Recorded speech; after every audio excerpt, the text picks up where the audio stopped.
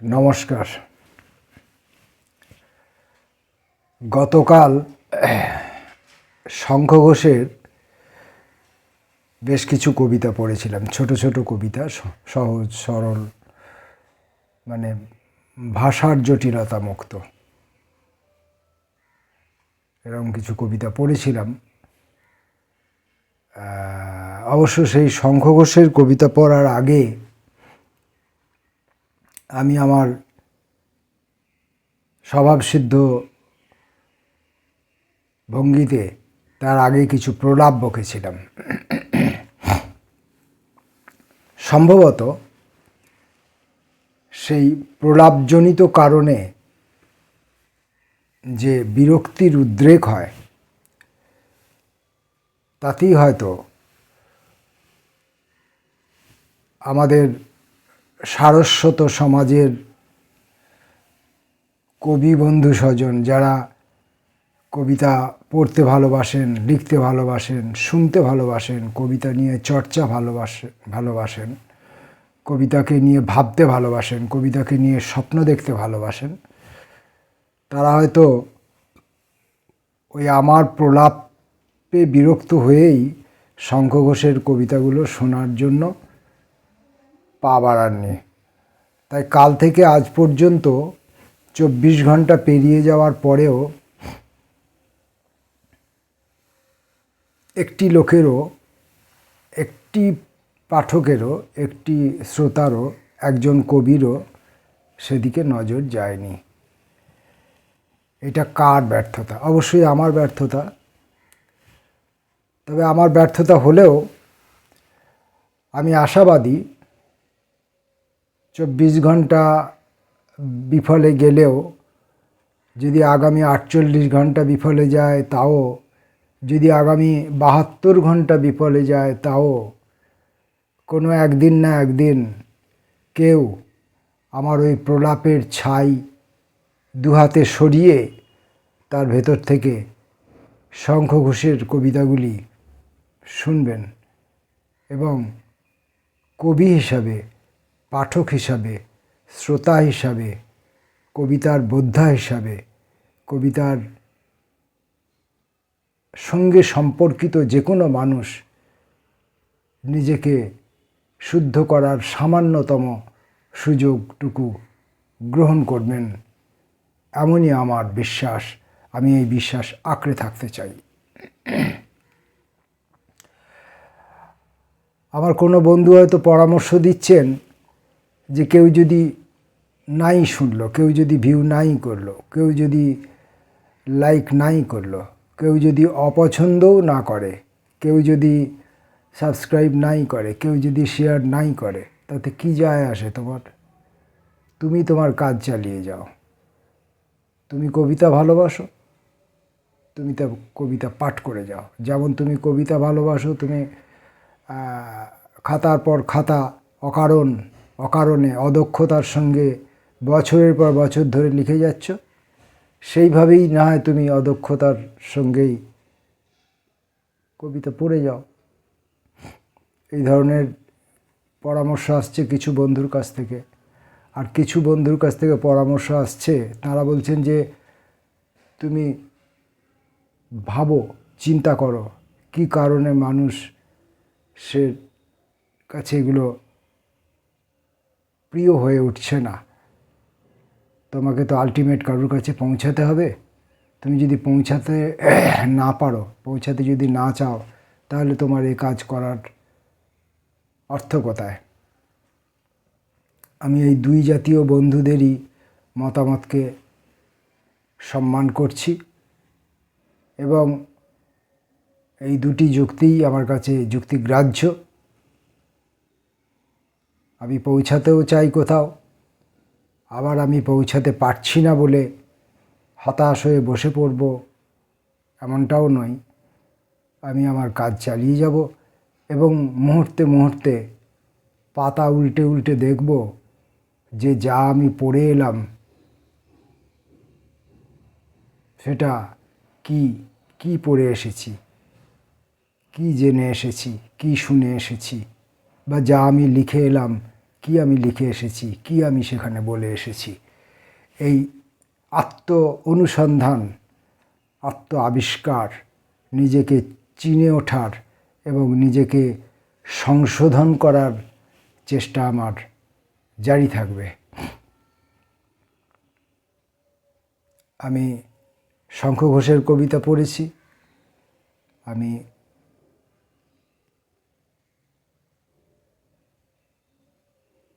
আরও অনেক বিদগ্ধ নামী এবং অনামী আমার বন্ধু সুলভ কবি যারা, তাঁদের কবিতা পড়েছি।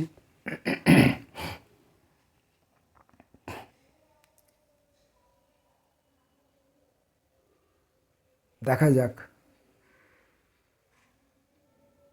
অভিজ্ঞতা, এটা তো জীবনের একটা নতুন অভিজ্ঞতা। এই অভিজ্ঞতা আমাকে কোথায় পৌঁছে দেয়। আজকে আমি আমার এক অগ্রজ এবং বন্ধু, একই সঙ্গে বন্ধু এবং একই সঙ্গে অগ্রজ, তাকে আমি বড় দাদা হিসাবেই সম্মান করি। তো সমীরণ ঘোষের একটি বই আমার কাছে আছে, সাঁই আমাকে ওরাও। এই বইটি থেকে আমি কয়েকটি কবিতা পড়ব, শুধুমাত্র পড়ব। এই বইটি পেয়েছি আমি বহুদিন আগে, কিন্তু এই বইটি পাওয়ার পর পড়েওছি বহুবার। কিন্তু আমি সমীরণদার এমনই এক অপদার্থ ভাই যে আমি তার এই বইয়ের উপরে সাহস দেখিয়ে কিছু বলার স্পর্ধা দেখাইনি। আজকে যখন সুযোগ পেয়েছি এবং হঠাৎ মনে পড়ল, তাই আমি সমীরণদার এই বইটা থেকে কয়েকটি কবিতা পড়ব। সমীরণদার কবিতা একটু হয়তো গুরুপাক হয়ে যাবে পাঠকদের কাছে, আমার ধারণা ভুল হলে আমি খুব খুশি হব। কিন্তু অনুসন্ধিৎসু পাঠক যারা ভিন্নতর লেখালেখি করতে চান, যারা স্রোতে গা ভাসাতে চান না, সেই সমস্ত কবি বন্ধুদের কাছে, সেই সমস্ত সচেতন পাঠকদের কাছে এই সমীরণ ঘোষের কবিতা জনপ্রিয় হবে, অনুসরণযোগ্য হবে, এই বিশ্বাস রেখে আমি কবিতা পড়ছি।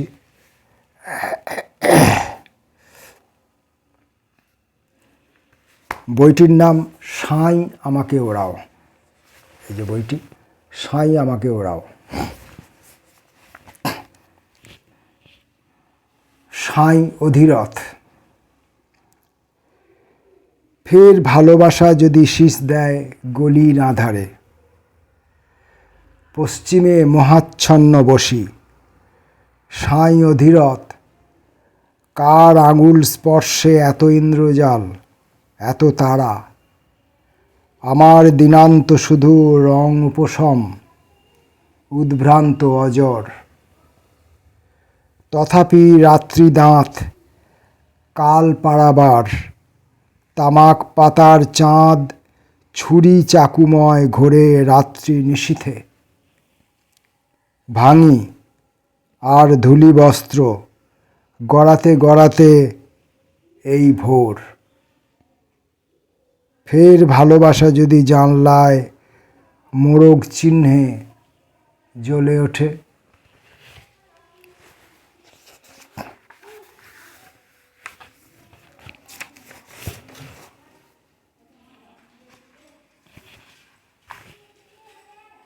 পরে যে কবিতাটি পড়ব তার নাম যাত্রা। পথে পথে মদ আর ফুরুত ফুরুত গান ঢালছি অন্ধকার। পথ একাকী চাকার দাগ, বমন সিক্ত কাঁথা নির্বিকল্প বাতাসে উঠছে।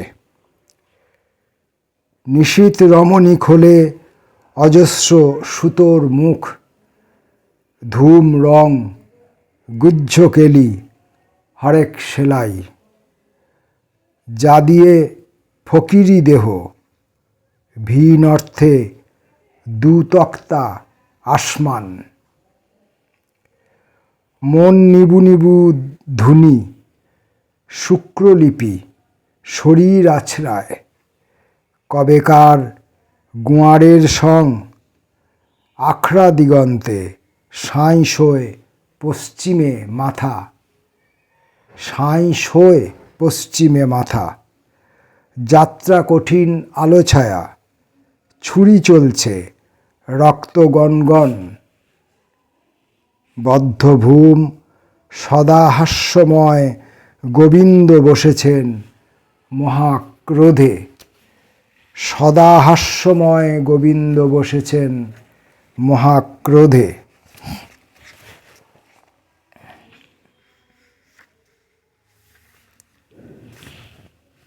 এবার কবিতাটির নাম সান্ধ্য জোনাকি। প্রেরণা পথের শেষে পাতার আধার নামা ঘর, কোণে একাকী লণ্ঠন বোবা, উঠোনে টাঙানো শাড়ি প্রধানত নক্ষত্রে উড়ে যায়, পিছনে সামান্য চাষাবাদ, অবিকল সান্ধ্য জোনাকি। তোমার বাড়ানো চা আঙুল ও পেয়ালার মাঝে নড়ে ওঠা আমাদের নামমাত্র পৃথিবী।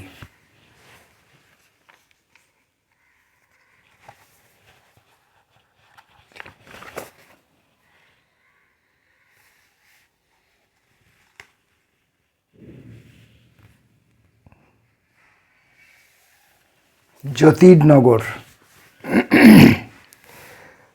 মাই ঘোরাচ্ছে এই দেবীদহ জ্যোতির্নগর আর অনুকণা, জনতার পায়ে পায়ে ব্রহ্মাণ্ডের শূন্যে ধুলো মেঘ, শেষে স্বয়ং গ্রহাণু। সূর্য ডাকছে আর মেঘ ও মহিষে বেলা, মায়ের গর্ভের মাটি তিমির জলদেশ, জাহাজির রুচি। সেই তো দেখাচ্ছে এত এত বেদিকার ভূমি। ওই সম্মোহন করস্পর্শ আঙুলে আঙুল, আর এই করতলে স্থাপিত হচ্ছে ক্রমে এত এত ভুবনের রং।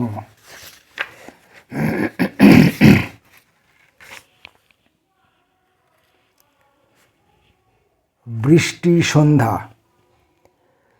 সকালবেলার এত যেসব ভাবনা বিকেলেই ফৌত। ভেঙে পড়িনি ভুবন, বোবা মেয়েদের ভিড়ে বাঁশি হাতে দাঁড়িয়ে দেখেছি কৃষ্ণকথার ডাহা মিথ্যে, ব্রজলীলা মিথ্যের পাহাড়। সন্ধ্যের মাঠে মাঠে দেব মহিষীর প্রেম শুধু ধোঁয়ার পাহাড়।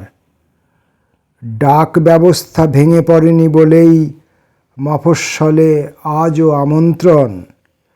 লাঠি হাতে খুঁড়িয়ে খুঁড়িয়ে কবি সম্মেলনে, আর প্রবেশ পথে বিলি করলাম আস্ত স্যারিডন।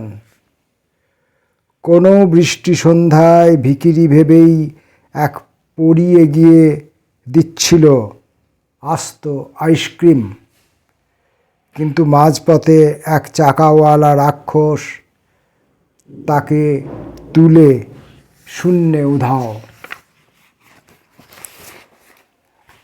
আর এই বইটির নাম সাঁই আমাকে ওরাও, সেই নাম কবিতাটি পড়ব। নাম কবিতাটি দুটি পার্ট, দুটি অংশ, 1 এবং 2। সাঁই আমাকে ওরাও। বেলাবিলি যায় দূর প্রান্তরের শেষে, যে অন্ধকার ঘনিয়ে উঠেছে আমারই ওষ্ঠের ফেনা।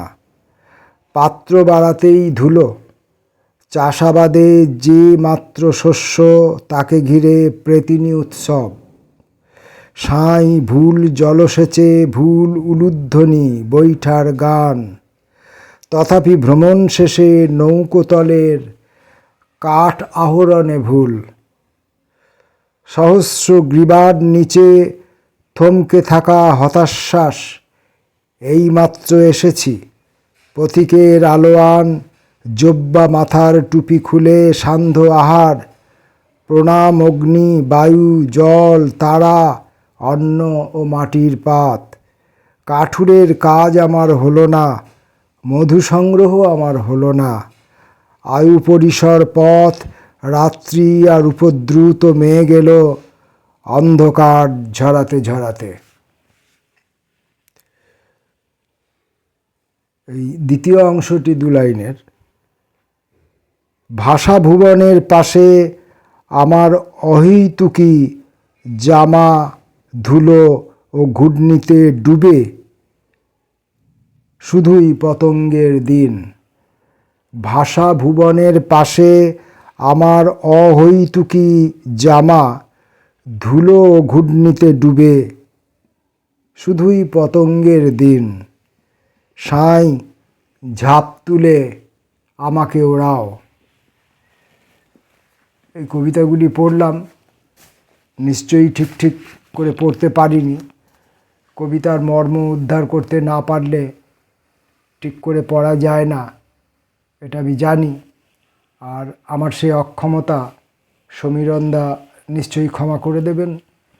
আর সমীরণদাকে যারা ভালোবাসেন তারাও ক্ষমা করে দেবেন এই ভেবে যে কুঁজোরও তো মাঝে মাঝে চিত হয়ে শুতে ইচ্ছে যায়, এই আর কি। সমীরণদার কবিতা পড়ে কিছু বুঝি আর না বুঝি, এটুকু বুঝি যে ভিন্নতর কিছু পড়লাম, ভিন্নতর কিছু শুনলাম, ভিন্নতর কিছু বললাম এবং সেখানে কিছু খোঁজার, কিছু বুঝতে চাওয়ার ইচ্ছে বা তাগিদ অনুভব করি, এটুকু বুঝি। কারুর কোনো লেখা পড়ে যদি সেখানে কিছু খোঁজার বাসনা জাগে, কিছু ভালো করে স্পষ্ট করে দেখতে চাওয়ার চেষ্টা আসে মনে, যদি মনে এমন হয় যে কিছুটা ধরেছি, কিছুটা ছুঁয়েছি, সবটা ধরতে পারিনি, সবটা ছুঁতে পারিনি, আরও ধরতে হবে, আরও ছুঁতে হবে, এই বাসনা যদি থাকে তাহলে হয়তো সেই কবির সেই কবিতাগুলো সফল হয়েছে বলেই মনে করা যায়। কবি একজন সিদ্ধ মানুষ, একজন সক্ষম সমর্থ ভাষাবিদ, হৃদবিদ, হৃদয়কে নিয়ে যার কারবার, মেধাবিদ, মেধাকে নিয়ে যার কারবার, শব্দবিদ, শব্দকে নিয়ে যার কারবার, এমন কবিকে আমি প্রণাম জানাই, সেই সঙ্গে আপনাদেরও নমস্কার জানাই। দেখা হবে পরের কোনো ভিডিওতে।